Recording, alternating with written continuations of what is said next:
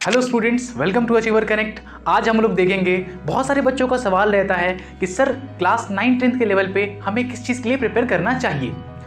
तो इन्हीं सवाल को लेकर के हम लोगों ने एक कोर्सेज डिज़ाइन करे हैं जिससे बच्चों को हम लोगों ने बताना होगा कि बच्चे कौन से एग्जामिनेशन देने चाहिए, नहीं देने चाहिए। वो जो एग्जामिनेशन जो हमें देने चाहिए वो बहुत इंपॉर्टेंट एग्जामिनेशन जैसे कि यूनिवर्सिटीज़ कंडक्ट करती हैं और बहुत सारे प्रेस्टिजियस इंस्टीट्यूशन कवर करती हैं। वो एग्जामिनेशन है 11th एंट्रेंस एग्जामिनेशन जो AMU अलीगढ़ मुस्लिम यूनिवर्सिटी अलीगढ़ कवर करती हैं। और यहाँ पे बहुत सारे बच्चे अप्लाई करते हैं और एक बहुत प्रेस्टिजियस इंस्टीट्यूशन है अलीगढ़, जहाँ पे हर बच्चे का सपना होता है आकर यहाँ से क्लास 11-12 करें। यहाँ आने का फ़ायदा ये होता है कि अगर आप MBBS करना चाहते हैं या इंजीनियरिंग करना चाहते हैं या किसी और भी फील्ड में जाना चाहते हैं तो आपको यहाँ पे मिलता है इंटरनलशिप कोटा, जो बहुत ही फायदेमंद होता है आपके फर्दर हायर स्टडीज़ को कंटिन्यू करने के लिए। तो आज हम बात करेंगे कि 11th एंट्रेंस एग्जामिनेशंस जो AMU कंडक्ट करती है इसकी रिक्वायरमेंट्स क्या हैं, बच्चे को क्या करना चाहिए, कैसे पढ़ना चाहिए, क्या पढ़ना चाहिए।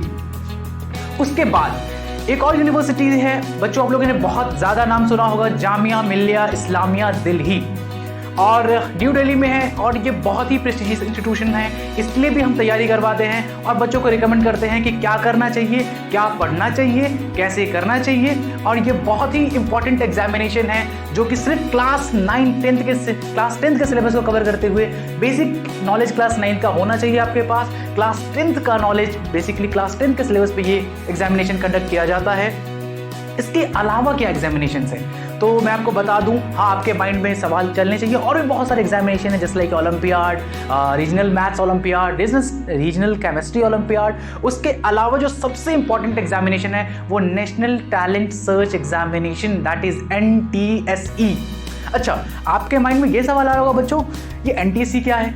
तो मैं आपको बता दूं ये NTSE क्या है। एक स्कॉलरशिप प्रोग्राम है जो गवर्नमेंट ऑफ इंडिया रन करती है, जिसका सिलेबस अगर आप 11th entrance examination AMU, Jamia और इनका प्रिपेयर कर रहे हैं तो सिलेबस लगभग सेम होता है। अच्छा, आप बोल रहे हो कि यहाँ क्या मिलेगा?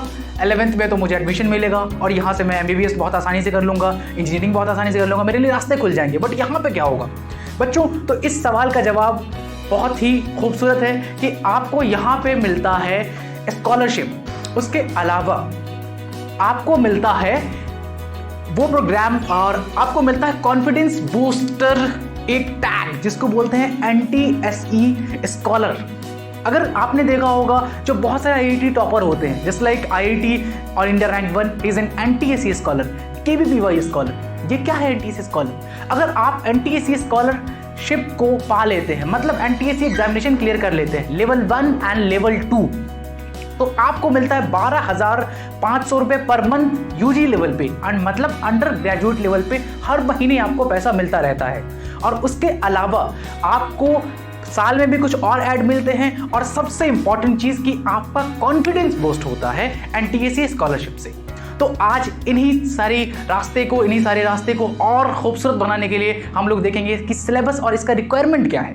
ठीक है बच्चों, तो आज हम इसका जो सिलेबस होता है वो physics, chemistry, mathematics, social science और साइंस, इससे रिलेटेड सारी चीज़ें पूछी जाती हैं। तो चलिए हम लोग देखते हैं कि एग्जामिनेशन के डिस्ट्रीब्यूशन किस तरीके से होते हैं, सिलेबस पे डिस्ट्रीब्यूशन किस तरीके का है। तो सबसे पहले हम लोग बात करते हैं 11th एंट्रेंस एग्जामिनेशन। बच्चों आप लोग देख रहे होंगे कि हमने बोर्ड पे सबसे टॉप पे रखा है 11th AMU एंट्रेंस एग्जामिनेशन को, क्योंकि हर बच्चे का सपना होता है कि मैं AMU में जा करके पढ़ूं, AMU में क्लास 12 करूं। यहाँ पे बहुत सारे स्कूल्स हैं और उसमें बहुत ही अच्छे अपॉर्चुनिटीज़ आपको मिलते हैं। तो सबसे पहले अभी हम इसके डिस्ट्रीब्यूशंस की बात करते हैं कि सिलेबस डिस्ट्रीब्यूशंस किस तरीके का रहता है, एग्जामिनेशन का पैटर्न किस तरीके का रहता है। तो मैं आपको बता दूं कि जो AMU 11th एंट्रेंस एग्जामिनेशन होता है उसमें टोटल 100 नंबर के क्वेश्चन होते हैं, टोटल 100 क्वेश्चन होते हैं, पर क्वेश्चन 1 मार्क।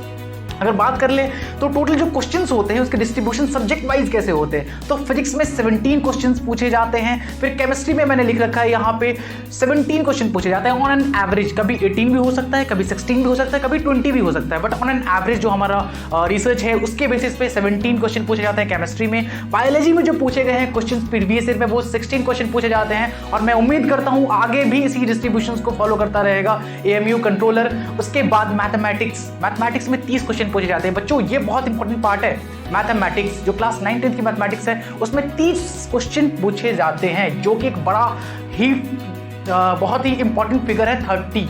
दिस इज बहुत ही इंपॉर्टेंट फिगर। उसके बाद जीके, जनरल नॉलेज, और इसके बारे में भी हम लोग कोर्सेज में बताया जाएगा आपको। अचीवर कनेक्ट देता रहेगा जनरल नॉलेज के सिलेबस के बारे में और भी ओवरव्यू। उसके बाद इंडो इस्लामिक 10 क्वेश्चन पूछे जाते हैं और इस तरीके टोटल डिस्ट्रीब्यूशन रहते हैं, 100 क्वेश्चन के डिस्ट्रीब्यूशन रहते हैं। अगर हम अपने सिलेबस को, अगर आप हमारे साथ बने रहें, अगर आप हमारे साथ लगे रहें, तो आपके लिए ये रास्ता तय करना बहुत आसान हो जाएगा। हमारे यहाँ से काफ़ी सारे स्टूडेंट बहुत अच्छे अच्छे रैंक से निकले हैं अगर हमारे सिलेबस को, हमारी रिसर्च मेथोडोलॉजी को फॉलो करने के बाद। इसके बाद देखते हैं JMI 11th एंट्रेंस एग्जामिनेशन। हमने AMU देख लिया, उसके बाद JMI 11th एंट्रेंस एग्जामिनेशन। यहाँ पे एक चीज़ गौर करने वाली है कि यहाँ पे JMI हमेशा क्लास 10 से पूछता है, AMU 9th एंड 10th दोनों से पूछता है, बट सिर्फ JMI सिर्फ क्लास 10 से पूछता है। This is very important point to be noticed. देखिए, क्लास 10 की टॉपिक क्लास 9th पे डिपेंड करती है। क्लास 9th की नॉलेज आपको होना चाहिए, क्लास 10 तब आप कर पाएंगे बहुत अच्छे से। अगर क्लास 10th की टॉपिक को बहुत एक्सेल कर रहा है तो क्लास 9th की टॉपिक बहुत इंपॉर्टेंट है। इसको हम आगे डिस्कस करेंगे कि कैसे इंपॉर्टेंट है, क्यों इंपॉर्टेंट है। उसके बाद अभी हम डिस्ट्रीब्यूशन डिस्कस कर लेते हैं कि फिजिक्स में जो क्लास 10th की फिजिक्स है उसमें से 15 क्वेश्चन पूछे जाते हैं जामिया में। उसके बाद केमिस्ट्री में जो क्वेश्चन पूछे गए हैं वो प्रीवियस ईयर वो 15 क्वेश्चन ऑन एन एवरेज पूछा गया है, कभी 16 भी हो सकता है, कभी 14 भी हो सकता है। उसके बाद बायोलॉजी में 15 क्वेश्चन पूछे गए हैं, कभी 14 भी हो सकता है, कभी 13 भी हो सकता है, आप समझते हैं इन चीज़ों को। मैथमेटिक्स में भी ऑन एन एवरेज 20 पूछा गया, ये एक्यूरेट फिगर रहा है। उसके बाद जीके में 10 और इंग्लिश भी 25 मार्क के होते हैं, ये भी बहुत इंपॉर्टेंट चीज़ है। इंग्लिश लैंग्वेज आपका बहुत अच्छा होना चाहिए। तो 25 मार्क के क्वेश्चन जामिया में पूछे गए हैं, ये भी बहुत इंपॉर्टेंट एग्जामिनेशन है। ऑन एन एवरेज 100 क्वेश्चंस में से आपने डिस्ट्रीब्यूशन देख लिया कि किस तरीके से डिस्ट्रीब्यूशन है। इसके बाद हम लोग देखते हैं नेशनल टैलेंट सर्च एग्जामिनेशन। बच्चों, इसके एग्जामिनेशन फेजेस में होते हैं, लेवल 1 एंड लेवल 2। मैंने इसके फायदे डिस्कस करे हैं पहले, आपने बहुत गौर से देखा होगा, चाहे तो आप नोट भी कर सकते हैं इन चीज़ों को। देखिए, इसमें जो डिस्ट्रीब्यूशन होता है, पहले साइंस के जो एग्जामिनेशन होते हैं, फिजिक्स, केमिस्ट्री, बायोलॉजी के, इसमें जो ऑन एन एवरेज क्वेश्चन पूछा गया है वो 12 से 13 क्वेश्चन के आसपास फिजिक्स में पूछा गया है, केमिस्ट्री में 12 से 11 के आसपास पूछा गया है और बायोलॉजी में 12 से 11 क्वेश्चन पूछे गए हैं। मैथमेटिक्स में फिगर हमेशा स्ट्रिक्ट रहता है, ऑन एवरेज 20 क्वेश्चन पूछा गया है और ये भी क्लास 9 10th की मैथमेटिक्स को कवर करते हैं। और कुछ चीज़ें एक्स्ट्रा जो कवर करती हैं उस चीज़ों को हम बताएंगे हमारे कोर्सेज में। बहुत ही इफिशिएंटली हम लोगों ने कोर्सेज डिज़ाइन करे हैं, ये बहुत आसानी से कैसे इसको क्रैक कर लिया जाए एग्जामिनेशन को। उसके बाद आता है हमारे पास सोशल साइंस, सोशल स्टडीज़, जिसमें आप देख सकते हैं हिस्ट्री से क्वेश्चन पूछे जाते हैं, ज्योग्राफी, सिविक्स और पॉलिटिकल साइंस से क्वेश्चन पूछे गए हैं, इकोनॉमिक्स से क्वेश्चन पूछे गए हैं, तो वो 35 क्वेश्चन पूछे जाते हैं। देखिए, ये भी बहुत बड़ा सा फिगर है, 35 जो सोशल साइंस से फिगर क्वेश्चन पूछे जाते हैं। तो NTSC के लिए सोशल साइंस भी इंपॉर्टेंट है। उसके बाद हम लोग बात कर ले हिंदी इंग्लिश से 40 क्वेश्चन पूछे जाते हैं, लैंग्वेज फिर भी इंपॉर्टेंट है। और this is overall distribution of NTSC examinations. तो हम लोगों ने डिस्ट्रीब्यूशन डिस्कस कर लिए।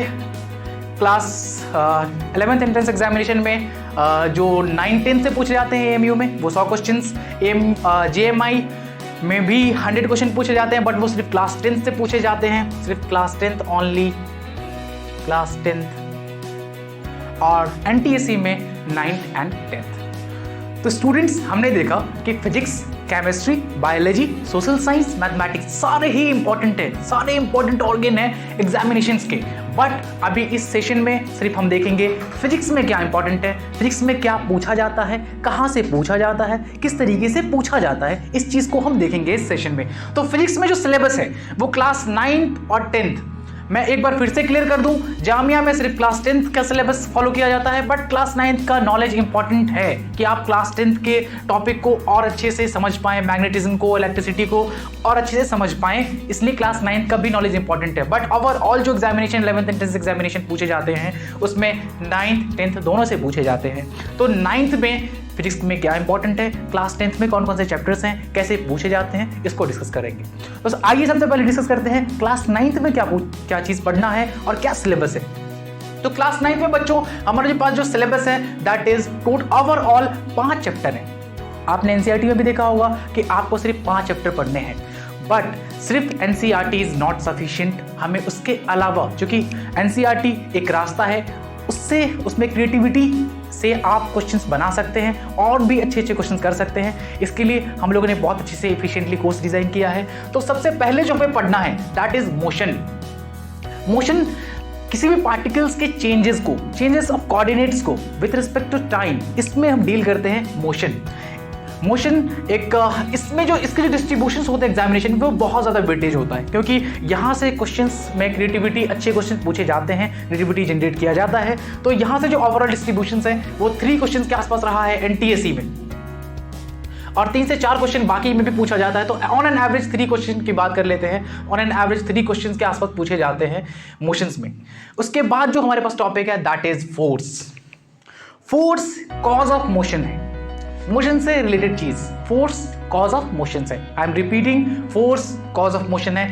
इसको और भी अलग अलग नामों से जानते हैं, जैसे कि लॉज ऑफ मोशन। आपने न्यूटन का नाम सुना होगा, आपने मूवी में भी डायलॉग सुना होगा, न्यूटन बाबा का एक लॉ है, for every action there is equal and opposite reaction. This is the third law. But पहला दूसरा लॉ भी है जिसको हम बहुत डिटेल में देखते हैं, लॉज ऑफ मोशन। बेसिकली इसमें 4th चैप्टर में हम देखते हैं। उसके बाद जो तीसरा चैप्टर है क्लास 9th में दैट इज ग्रेविटेशन, जिसको हिंदी में गुरुत्वाकर्षण बोलते हैं। गुरुत्वाकर्षण, gravitation means attraction due to mass. अगर कोई मास किसी पार्टिकल में होता है, कोई भी मैटर मास को कंस्टिट्यूट करता है, आप लोग जानते होंगे, तो मैटर के पास मास होता है और मास के आसपास फील्ड होता है जो फोर्स एक्सर्ट करते हैं किसी दूसरे मास पे। तो इससे रिलेटेड हम चीज़ें देखते हैं, और अर्थ की मैकेनिज्म, अर्थ की ग्रेविटी ऑफ अर्थ पे भी हम बहुत ज़्यादा डील करते हैं, और इस पे ग्रेविटेशनल फोर्स पे भी देखते हैं, और ग्रेविटेशनल फोर्स कांस्टेंट देखते हैं, इस पे बहुत सारे क्वेश्चंस डील करते हैं। तो gravitations is a third topic for in class 9th syllabus. उसके बाद वर्क, एनर्जी एंड पावर। देखिए कोई भी फोर्स होता है, हमने भी मोशन देखा, फोर्स देखा, ग्रेविटेशन देखा। ग्रेविटेशन इज बेसिकली इसमें भी फोर्स में डील करते हैं, because there is a gravitational force, is a type of force. इसके बाद वर्क, एनर्जी, कि अगर किसी भी ऑब्जेक्ट पे फोर्स लगाते हैं और उस पर डिस्प्लेसमेंट होता है तो एक काम होता है, एक वर्क होता है, दिस इज वर्क। तो energy is ability to do work, right. तो एनर्जी एंड वर्क, इसके बाद हम देखते हैं। तो देखिए आप सीक्वेंस जनरेट किया हुआ है, सबसे पहले मोशन, फिर फोर्स, फिर gravitation. Gravitation is a type of gravitation, the force of gravity is a type of force, और energy, work, power of energy, ये सीक्वेंस जनरेट करता है। उसके बाद ये सारी मैकेनिक्स के पार्ट है। मैकेनिक्स एक फिजिक्स का ब्रांच है जिससे उठा करके इस टॉपिक को बनाया गया है, क्लास 9th 10th के सिलेबस डिजाइन किए गए हैं। और उसके बाद जो चौथा टॉपिक है that is sound wave mechanics का टॉपिक है, वेव के बारे में इसमें देखते हैं, और साउंड में डोपलर इफेक्ट भी देखते हैं इस टॉपिक में। Sound is last topic in class 9th। इतने सारे टॉपिक, जो टोटल 5 टॉपिक है हमारे पास, वो क्लास 9th में है। ये बहुत ही इंपॉर्टेंट टॉपिक है और इसको बहुत डिटेल में हम लोग देखने वाले हैं। इसके बाद क्लास 10th में हमें क्या पढ़ना है? देखिए क्लास 10th में जो हमें पढ़ना है that is light and humanise, electricity, magnetism, source of energy, natural resources. ये टोटल 6 चैप्टर्स हैं हमारे पास, 6 यूनिट हमें पढ़ने हैं। इसमें जो डिस्ट्रीब्यूशंस हैं, ये दोनों चैप्टर ऑप्टिक्स वाले पार्ट से। इस चीज़ को हम देखेंगे कि ऑप्टिक्स होता क्या है, मैकेनिक्स होता क्या है। ये ब्रांच ऑफ साइंस में हम डिस्कस करेंगे, ब्रांच ऑफ फिजिक्स को हम डिस्कस करेंगे, ये किस तरीके से डिवाइड किया गया है, क्यों मैकेनिक्स क्यों बोलते हैं, ऑप्टिक्स क्यों बोलते हैं। तो इसे बेसिकली हम ऑप्टिक्स बोलते हैं। कुछ लोगों को, आप लोगों में से पता होगा कि ऑप्टिक्स क्यों बोलते हैं, बट हम फिर भी देखेंगे ऑप्टिक्स क्यों बोलते हैं, ऑप्टिक्स है क्या। तो लाइट से जो भी चीज़ें हम डिटेल में डिस्कस करते हैं, डील करते हैं, दैट इज ऑप्टिक्स। तो ये ऑप्टिक्स का पार्ट है। इसके बाद electricity, this is electricity and magnetism is a part of electromagnetism. ये कहानी चार्ज से शुरू होती है कि अगर चार्ज रेस्ट पे है दैट इज इलेक्ट्रोस्टैटिक्स, अगर चार्ज मूव कर रहा है that is magnetism. Charge move कर दैट इज करंट, और मूव करता है चार्ज, जो करंट होता है वो मैग्नेटिक फील्ड प्रोड्यूस करता है। इस चीज़ को हम बहुत डिटेल में देखने वाले हैं इस चैप्टर में। इसको बोलते हैं इलेक्ट्रोमैग्नेटिज्म।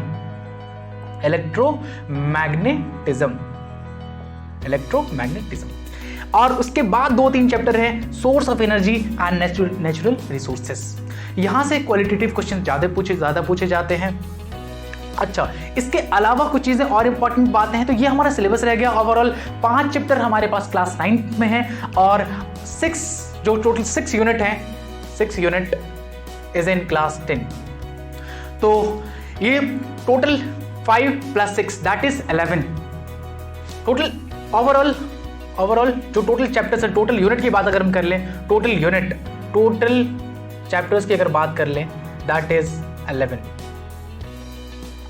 टोटल 11 चैप्टर है हमारे पास। Complete entrance examinations, JMI, NTSE, इस तरह के एग्जामिनेशंस को क्लियर करने के लिए फिजिक्स में हमारे पास 11 यूनिट है, मतलब 11 एलिमेंट्स हैं जिसमें हम अगर अपना कमांड कर लेते हैं तो ये हमारे लिए लॉलीपॉप हो जाएगा इसे सॉल्व करना, इस पेपर को क्रैक करना।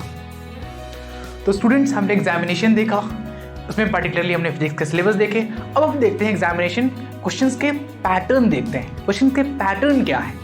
तो फिजिक्स और केमिस्ट्री, मैथमेटिक्स में बहुत सारे कॉमन पैटर्न ऑब्जर्व किए गए हैं जो पूछा गया है पास्ट के प्रीवियस ईयर क्वेश्चंस में, और मैं उम्मीद करता हूं आगे भी यही पैटर्न फॉलो होता रहेगा। इसमें जो पैटर्न है वो बेसिकली 3 पैटर्न के क्वेश्चंस आते हैं, 3 क्वेश्चन फॉर्मेट है, दैट इज क्वालिटेटिव, दूसरा quantitative and third is graphical. अब देखते हैं ये क्वालिटेटिव क्वेश्चंस क्या है। क्वालिटेटिव क्वेश्चंस में कई बार आपको डायरेक्ट थ्योरी से क्वेश्चन पूछ दिए जाते हैं और डायरेक्टली आपसे पूछ दिए जाएंगे, जैसे लाइक कि फोर्स मास के प्रोडक्ट के प्रोपोर्शनल है या इनवर्सली स्क्वायर प्रोपोर्शनल है, इस तरीके के क्वेश्चन पूछे जाते हैं। क्वालिटेटिव क्वेश्चंस मतलब कंसेप्ट से रिलेटेड क्वेश्चन पूछे जाते हैं, इसमें आपको कैलकुलेशन नहीं करना होता है, नो कैलकुलेशन।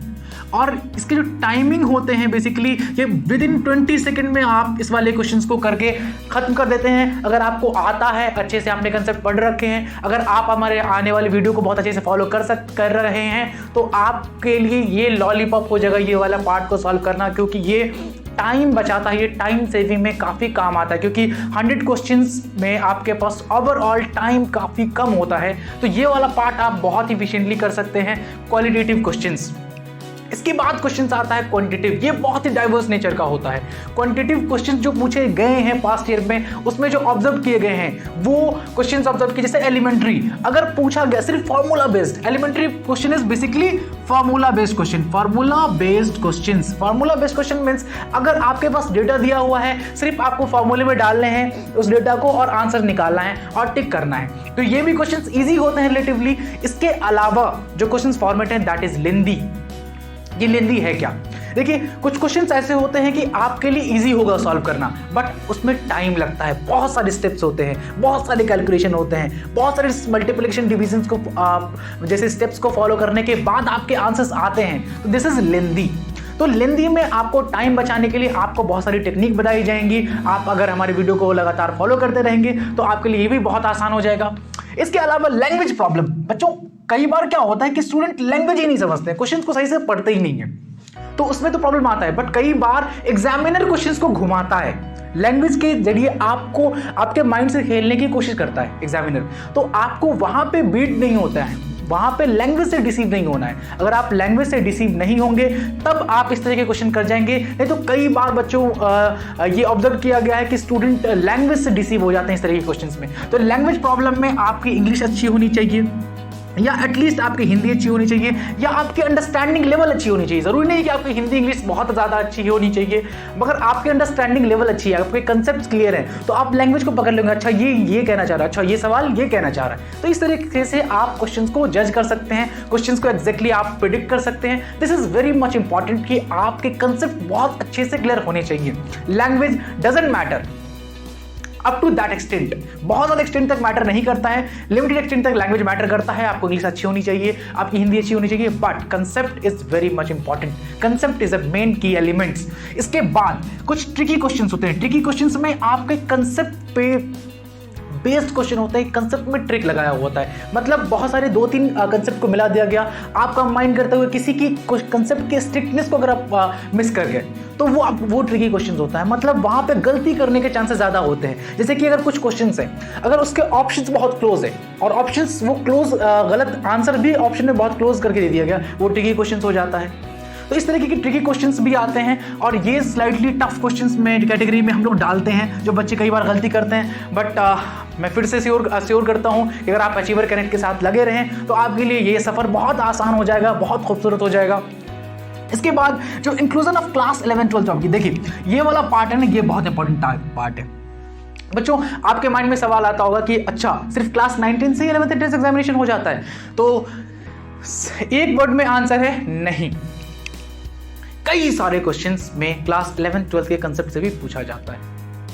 तो बच्चों मार्केट का ये डिमांड है, बहुत सारे बच्चे जो क्लास 10th 11th के लिए प्रिपरेशन करते हैं हमारे यहाँ हमारे अचीवर कनेक्ट के साथ भी करते हैं, उन्हें क्लास 11 12th के जो ज़रूरी के कंसेप्ट हैं वो भी बताए जाते हैं। अगर आप सिर्फ क्लास 10th पढ़ रहे हैं घर पे रह करके तो आपके लिए थोड़ा सा मुश्किल बढ़ सकता है, क्योंकि अगर आप ये टॉपिक से क्वेश्चन पूछे गए हैं, कई बार पूछे गए हैं, बार बार रिपीटेडली पूछे जाते हैं 11th 12th के कंसेप्ट को यूज़ करते हुए, जैसे कि इलेक्ट्रिसिटी और मैग्नेटिज्म। आपने देखा होगा यहाँ पे इलेक्ट्रिसिटी एंड मैग्नेटिज्म ये क्लास 12th में पढ़ना होता है और यहाँ से भी कुछ क्वेश्चन पूछ दिए जाते हैं। जैसे लाइक आप लोगों ने देखा होगा कि अगर आपके पास प्रीवियस का एक्सेस होगा तो आप उसमें देखेंगे रेसिस्टर के बहुत सारे इक्विवेलेंट रेसिस्टर के बहुत सारे अलग अलग तरीके से सिमेट्री से क्वेश्चन पूछे गए हैं और स्टार तरीके के हर्ड टाइप रेसिस्टर के क्वेश्चन पूछे गए हैं। तो ये 11th 12th के कंसेप्ट को भी कवर करते हैं और यहाँ पे भी जो बहुत इंपॉर्टेंट कंसेप्ट जहाँ से फ्रिक्वेंटली पूछे गए हैं और हमारी रिसर्च टीम जहाँ पे काम करती है कि किस तरीके से क्लास 10th 11th की कितनी ज़रूरत है,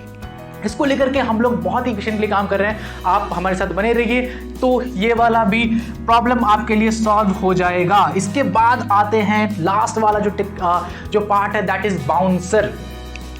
बच्चों इसका नाम बाउंसर इसलिए रखा गया है कि ये बाउंसर की तरह है। आप लोगों ने क्रिकेट देखा होगा, जब बाउंसर आता है तो बैट्समैन डक करता है, जो अच्छा बैट्समैन होता है उसे पुल शॉट लगाता है और कुछ जो एवरेज बैट्समैन होते हैं उसे डक करते हैं। तो बाउंसर्स आपके सिलेक्शंस को प्रिडिक्ट नहीं करता है, ये सिलेक्शन के लिए फैक्टर नहीं होता है, ये आपके रैंक फैक्टर होता है। अगर मान लीजिए आपका सिलेक्शन हो रहा है, आपके रैंक 30 आ रहे हैं मगर आप 30 to 50 के आसपास आ रहे हैं, बट अगर आप बाउंसर क्वेश्चन कर लेते हैं, यहाँ पे अगर आपने पुल शॉट लगा दिया, अगर आपने पुल शॉट लगा दिया तो आपके रैंक अंडर सिंगल डिजिट आने के चांसेस बढ़ जाएंगे। बट अगर आपने निगेटिव कर दिया तो आपके रैंक पीछे चले जाएंगे। यहां पे आपको लगता है कि अच्छा ये वाला क्वेश्चन तो मैंने कभी पढ़ा ही नहीं, ये कंसेप्ट तो मैंने कभी देखा ही नहीं, तो ऐसे कंसेप्ट पे भी हम मेहनत करते हैं। तो बाउंसर इज लाइक कि जो क्रिकेट का बाउंसर होता है उसी तरीके का बाउंसर। तो हमें यहाँ पे बहुत डिसीजन मेकिंग बहुत इंपॉर्टेंट है, क्या हम इस क्वेश्चन को अप्रोच करें कि ना करें, ये बहुत इंपॉर्टेंट है। इस चीज़ के बारे में भी हम लोग बहुत आगे देखते रहेंगे कि डिसीजन मेकिंग कैसे करते हैं, ये बहुत इंपॉर्टेंट चीज़ है एग्जामिनेशन को लेकर के। तो यहाँ पर हम लोग पुल शॉट मारने की ये कोशिश करेंगे कि इस बॉल को, बाउंसर को हम पुल शॉट में कैसे तब्दील कर सकते हैं, अपने स्कोर कैसे बढ़ा सकते हैं, अपने रैंक को बूस्ट कैसे कर सकते हैं। अगर मेरा डबल डिजिट में रैंक आ रहा है तो इसे सिंगल डिजिट में कैसे लेके जाते हैं। तो ये वाला बाउंसर हमारे लिए बहुत ही इंपॉर्टेंट रोल प्ले करता है हमारे रैंक को इंप्रूव करने में। तो फ्रेंड्स आज हमने देखा एग्जामिनेशंस के बारे में, कौन कौन से एग्जामिनेशन देना चाहिए, 11th entrance examinations, NTC examinations जो AMU जामिया, उसके बाद हमने सिलेबस देखा, उसके बाद हम लोगों ने देखा क्वेश्चंस के पैटर्न देखे। तो आज के लिए बस इतना ही। और इसके बाद जो थर्ड टॉपिक एक और रह जाता है, दैट इज ग्राफिकल। ये ग्राफ रिलेटेड क्वेश्चंस पूछे गए हैं कई बार, तो ग्राफिकल भी देखेंगे और इसमें बहुत डिटेल में हम लोग देखने वाले हैं जब हम पर्टिकुलरली इस टॉपिक को डील करेंगे, जैसे मोशंस के टॉपिक को डील करेंगे। तो आज के लिए स्टूडेंट्स इतना ही। हम लोगों ने मैं एक बार फिर से कवर कर दे रहा हूं, हम लोगों ने एग्जामिनेशन देखा, हमारे फिजिक्स के क्या सिलेबस है उसको देखा, उसके बाद हम लोगों ने क्वेश्चन फॉर्मेट को डिटेल किया, जो सबसे इंपॉर्टेंट था दैट इज क्वालिटेटिव, उसके बाद क्वांटिटेटिव, उसके बाद ग्राफिकल। ये भी क्वेश्चन पूछे गए फ्रिक्वेंटली, किसी किसी चैप्टर में ज़्यादा पूछे जाते हैं, किसी किसी चैप्टर में ग्राफिकल क्वेश्चन नहीं बनते हैं। तो किसी किसी क्वेश्चन जैसे कि मोशन के चैप्टर में ग्राफिकल बनते हैं तो वो पूछे जाते हैं। तो आज के लिए इतना ही। खुश रहिए, पढ़ते रहिए।